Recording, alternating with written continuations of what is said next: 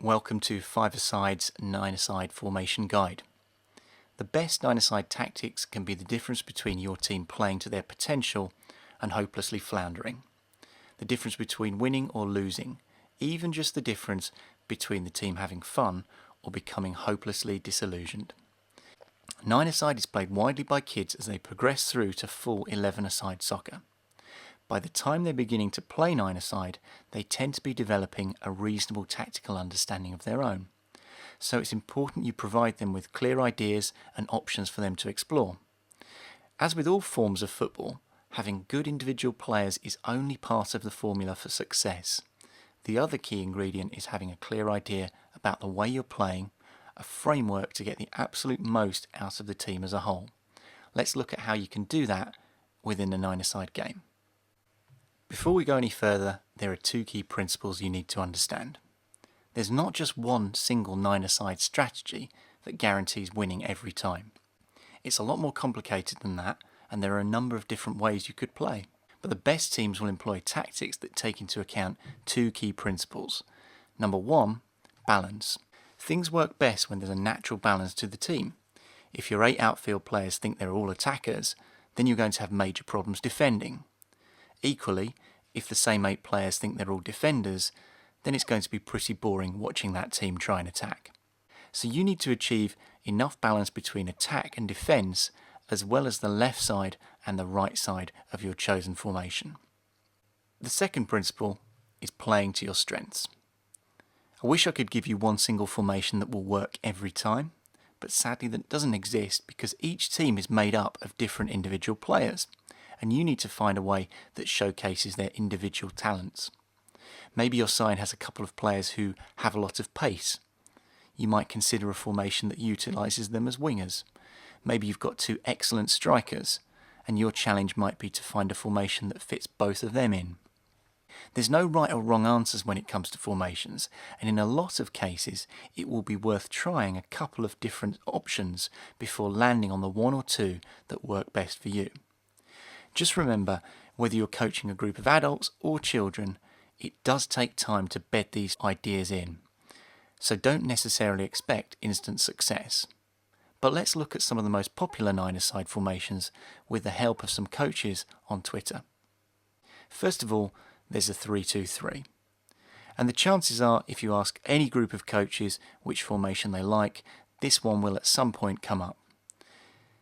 The advantage of this formation is that it's attack orientated and flexible. It achieves nice balance between defence and attack, between left and right sides. Young players enjoy this. It's good for understanding the defence and the attacking side of the game, and you can rotate players around. It also creates a lot of passing triangles. For instance, there are triangles between defence and midfield. There are triangles between midfield and attack. There are pretty much triangles wherever you look in this formation. There are a couple of different ways you could play this formation. Now, Adam's suggestion is that he plays the 3-2-3 with one holding midfielder and one attacking midfielder, giving them each different roles to suit their individual strengths and to suit the way the team wants to play. Another way to play is as James sets out. Using 2 of the 3 front players, the widest 2 will drop back to create a 4 for defensive stability. But when they haven't got the ball, James wants them to stay wide to create a much bigger pitch to allow the 2 central midfielders to play in the freedom and the space that's left. So that's one really good formation you can start experimenting with. You should also note that actually with a little bit of adaptation, this formation can quite easily become the 3-1-3-1. And that's a formation that Carl thinks is his best formation.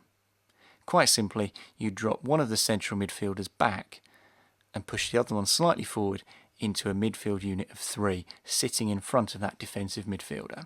And that might be better for you if you do need just that little bit more defensive protection. Another formation we're going to look at is a 2-3-2-1. This formation has 2 dedicated defenders at the back with a midfield unit of 3 players sitting in front of it. The strength of this formation is that it's very effective where you have good wing backs. With the 3 midfield players sitting in front of the defenders, the 2 wide players are your fullbacks, and it's very hard work for them. They'd be expected to move forward when you're attacking and also come back and sit in when you're defending. Another formation that's popular is the 2-4-2. And as you can see, this really loads up the midfield, but it does give lots of flexibility because those 4 midfielders can arrange themselves in a number of different ways. They can respond to defensive needs and they can also switch to attacking needs. This formation also allows partnerships to develop because you've got 2 defensive players forming a good partnership and potentially 2 attacking players also forming that nice partnership. But the midfield do need to be very tactically aware because they need to adjust between defence and attack. So let's see how some people are viewing this formation. Adam likes his formation because he's blessed with fast defenders, so the 2-4-2 worked well, because the 2 at the back are obviously very good at covering. Incidentally, he has tried a 2-5-1, but found that the midfield was too congested, so you might find the same thing. Now, Cadley FC under-13s also play a loose 2-4-2. When they lose the ball, the wide men act as fullbacks, and one of the central midfielders becomes a central defensive midfielder, and they point out that that helped them keep 6 clean sheets in 7. But they refer to their positions more as starting positions rather than formations. Now, just to illustrate how that would work, when they lose the ball, they said the wide men act as fullbacks, so they come back like this. The central midfielder fits in as a central defensive midfielder, and that provides quite a lot of defensive cover. So that's one way you could play that. Let's also look at the 3-4-1. So yet another option, yet another one that packs the midfield, and this time you've got a defensive unit of 3. So it's perhaps a bit more defensive version of the 2-4-2. This is a formation that DM77 has found is his best balance. 3-4-1 works well if your midfield 4 have the energy and the ability to move the ball quickly, and they will need to be energetic and they will need to have some attacking nous, because otherwise you've just got one up front on his own and he could become isolated if you don't have that support. So here we are. The midfield can transition quickly, it will benefit a strong midfield that like to attack, and it's a more defensive version of the 3-2-3. You can see that the wide players here are more midfielders than they are attackers. And this is a formation favoured by David Dodds. He's playing that with his under-14 girls team, and he thinks it gives him a good base where a defensive midfield can also drop in and the midfield can transition quickly to support. So when you see that defensive midfielder dropping in, could drop in as a defensive midfielder. You could even, if you're under pressure, have it dropping in as an extra defender and bring your midfield into a nice compact 3 if you're dealing with any pressure. There are lots and lots of different options, and these are just a couple of ideas. So let's look at the 2-1-3-1-1. Now you might think that this is starting to get a bit ridiculous with those numbers, but this has been suggested by a couple of coaches. There we are. Steve has suggested the 2-1-3-1-1, and that's what it might look like.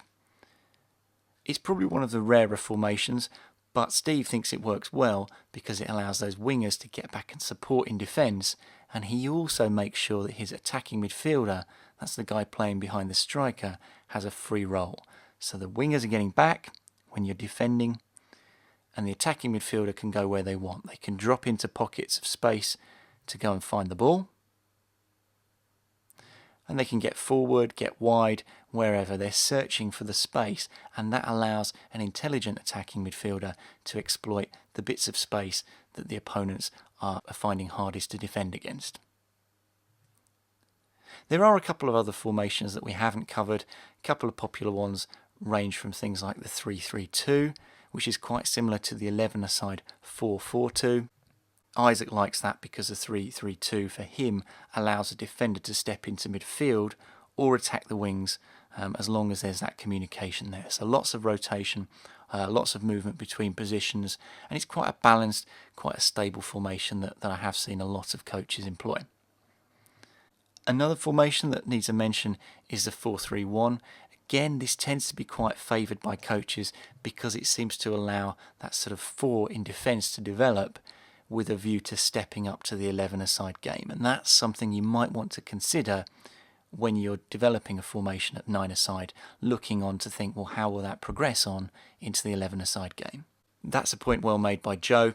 The 4-3-1 is the fundamental back four and has that compact midfield which stands you in good stead for the 11-a-side transition. So it's yet another option. So we've looked at a lot of options, and you're really spoiled for choice. There are so many different ways you can do your formations, and I'd encourage you to try several of them before settling on one final way of playing. But there are a few other things to bear in mind, especially when you're working with kids. Now, the first thing is you don't want to get too hung up on formations at this age. The players still are quite young. Don't restrict them. Don't put their imaginations into a straitjacket. Just have basic rules to follow and let them have a bit of creativity to themselves. Gavin makes the point well, try loads of formations, and he even saw that by doing that, he found that they started switching around on their own during games by the end of the season. Don't pick a formation and then try and shoehorn players into it. Instead, look at the players you have and try and define a formation around them. You'll get much more success that way, and you'll be playing to the player's strengths. But there is something to be said for allowing players to try lots of different positions. It's a really good way that they learn, and you'd want to consider that if you're thinking about their development, as you should be at that sort of age group. And the final word goes to Nick. It's worth giving kids experience of a variety of different options, not just a best formation. Try and put the responsibility to an extent into their own hands. Help them develop tactically and technically within the different positions and the different formations. So I hope you've enjoyed that. There's been lots and lots to take in, probably more than you can really grasp in one sitting. So that's why I'd encourage you to go to fiveaside.com. The link is directly underneath this video, and there you'll find all of the notes around the 9-a-side formations we've talked about, strengths and weaknesses of each one, diagrams, even advanced tactics that you might want to think about. So do have a visit of that, and if you like it, leave a comment on that page, especially if there are things that are working for you or things that you're struggling with, things that we can all learn from, and we'll carry on the discussion there. Thanks for watching, hope you've enjoyed that, and I wish you every success in your 9-a-side football for the coming season.